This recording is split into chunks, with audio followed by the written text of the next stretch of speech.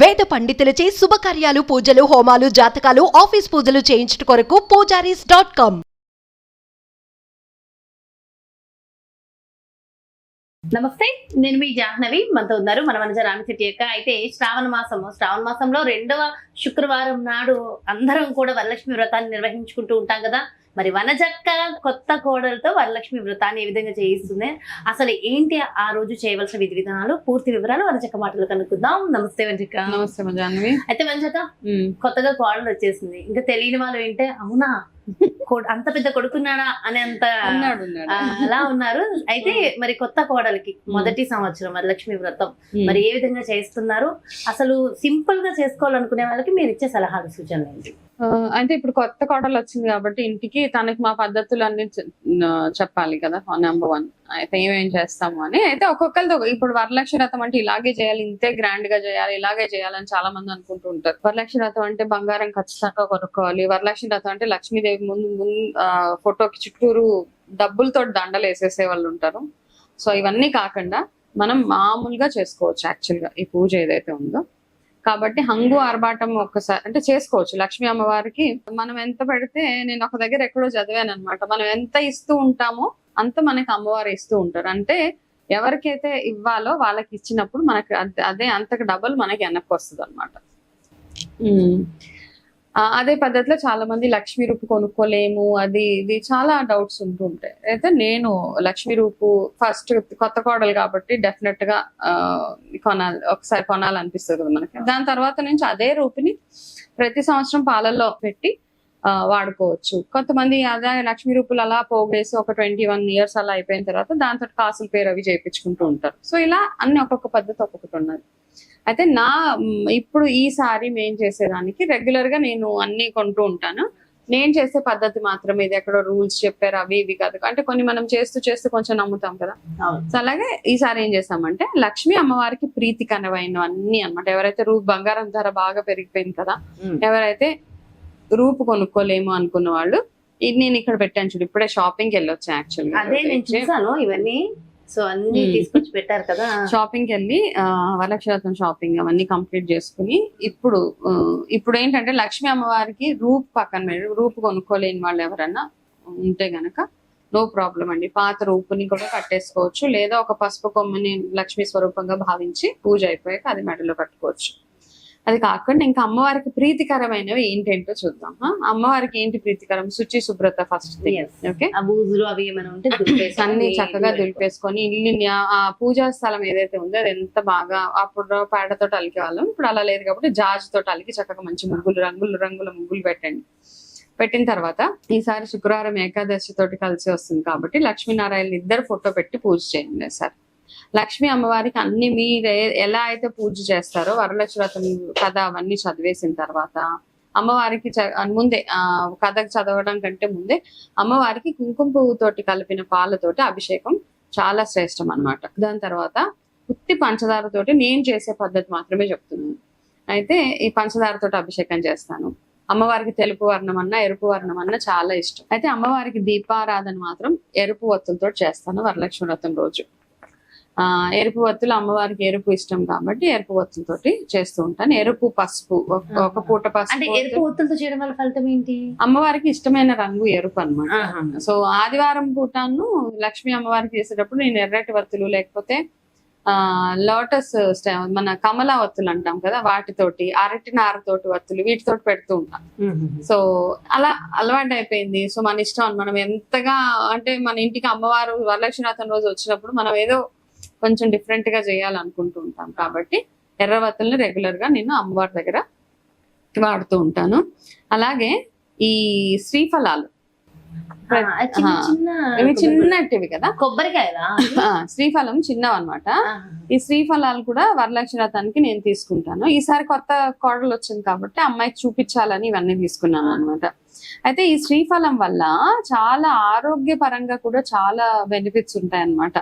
అయితే ఏం బెనిఫిట్స్ అనొచ్చు, కొంచెము చలవ ఎక్కువ చేసేస్తుంటారు చాలా మందికి, జలుబు సమస్యలు, లంగ్స్ కి సంబంధించిన సమస్యలు, ఆస్తమా సమస్యలు అట్లాంటివి ఉన్నప్పుడు వాళ్ళు ఈ శ్రీఫలాన్ని వాటర్ లో రాత్రి అంతా నానబెట్టి మార్నింగే ఆ వాటర్, ఆయుర్వేద ప్రకారం ఉదయాన్నే ఆ వాటర్ తాగితే వాళ్ళకి ఇటువంటి ఇబ్బందులు ఏమి ఉండకుండా ఉంటదని ఓకే. అలాగే కాకుండా ఈ శ్రీఫలంలో సాక్షాత్ లక్ష్మీ అమ్మవారు ఉంటారని చెప్తారనమాట.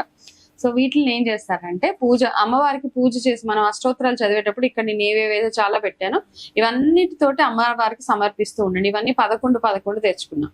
ఇవి పెట్టుకున్న తర్వాత వీటిని పూజ అయిపోయిన తర్వాత ఏం చేస్తారంటే పూజ దగ్గర పెట్టేయండి. లక్ష్మీ వ్రతం అవుతున్నప్పుడు వీటిని ఏం చేస్తారంటే పూజ అయిపోగానే ఒక ఎర్రటి వస్త్రంలో కొంచెం పచ్చకర్పూరం లాంటిది ఇందులో కలిపేసి, మీకు ఎక్కడైనా అంటే ఇంట్లో అంతా మంచి జరగాలని, ఇప్పుడు ఇది కట్టుకుంటే డబ్బులు వస్తాయని నేను చెప్పను, ఇది ఎక్కడ మీకు ఇష్టం నచ్చిన ప్లేస్ అంటే మీ బీరువాలో పెట్టుకోవచ్చు, లేకపోతే మీ కార్ లో మీరు డ్రైవింగ్ చేసేటప్పుడు అలా, కానీ లేదు అంటే డ్రైవింగ్ ప్లేస్ లో కూడా పెట్టుకోవచ్చు అనమాట. అంటే మనకి ఏ కోరికనైతే మనం అనుకుంటూ ఉంటామో అది తీర్చడానికి ఈ శ్రీఫలం పనికొస్తుంది. సాక్షాత్ లక్ష్మీ అమ్మవారే మనతో ఉంటారు అనమాట. ఎవరైతే కార్ లో దీంతో పాటు చాలా మంది కార్లో పెట్టుకుంటారు. ఇది నార్త్ సైడ్ చూస్తే యాక్సిడెంట్స్ అవి అవ్వకుండా కాపాడుతుంది అమ్మవారు అని ఒక నమ్మకం అన్నమాట. సో అలా కూడా మనం చేసుకోవచ్చు. ఎర్రటి బట్టలు ఇది కట్టాలి పూజ తర్వాత.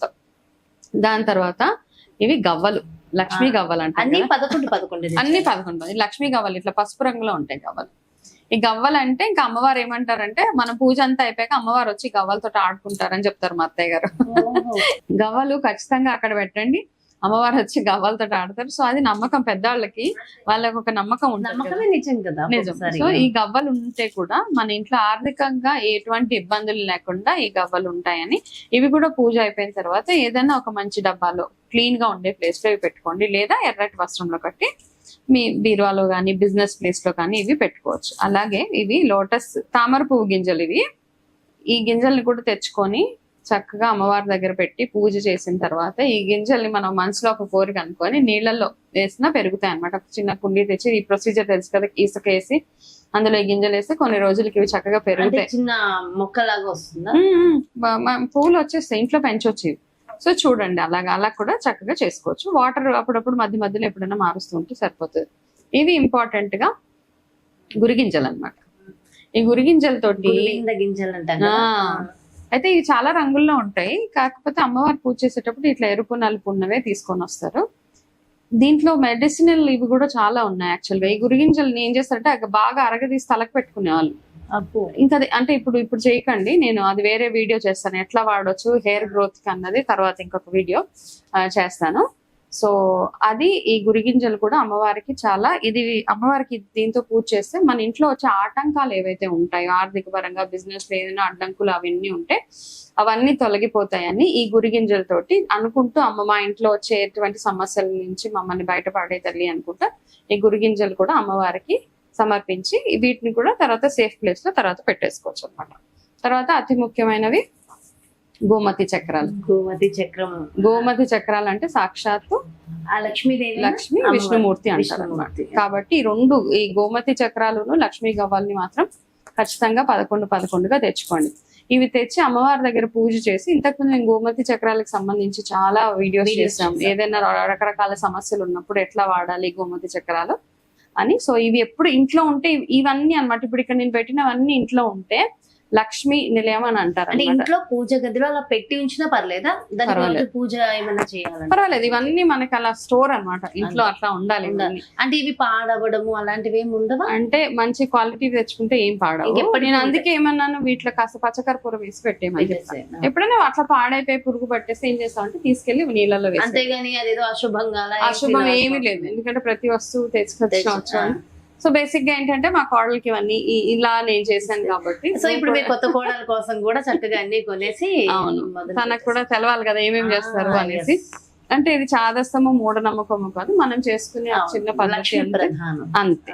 ఆమెకి ఇష్టమైనవి అన్ని మనం తీసేందుగా సంవత్సరానికి ఒకసారి చేసుకుంటాం కాబట్టి. ఇంకా అలాగే ప్రసాదాల విషయానికి వస్తే అన్ని బూరెలు నైవేద్యాలు అన్ని చేసుకొని సో అందుకని అన్నమాట. ఎవరైనా ఇంటికి సంవత్సరానికి ఒకటేసారి అమ్మవారు వచ్చినప్పుడు ఆవిడకి ఇష్టమైనవన్నీ పెట్టేయాలి కదా. చక్కగా వివరించారక్క. అండ్ కోడలికి సంబంధించి అన్ని చూపించారు. అండ్ చక్కగా వరలక్ష్మి వ్రతం చేసుకోండి కొత్త కోడలతో. చాలా సంతోషం. థ్యాంక్ యూ సో మచ్ వంశక్క. నమస్తే. నమస్తే. నీకు సుమన్ టీవీ ప్రేక్షకులందరికీ వరలక్ష్మి వ్రతం శుభాకాంక్షలు. Yes. ఇదండి మరి మీ అందరికీ కూడా వరలక్ష్మి వ్రతం శుభాకాంక్షలు. మరి ఆడవాళ్ళందరూ చక్కగా వరలక్ష్మి వ్రతాన్ని జరుపుకుని ఆయుర ఆరోగ్యాలతో అష్టైశ్వర్యాలతో కొలుతురుగాలని మనస్ఫూర్తిగా కోరుకుంటూ మరో ప్రత్యేకమైన కార్యక్రమంతో మళ్ళీ మీ ముందుకు చేస్తాను. నమస్కారం.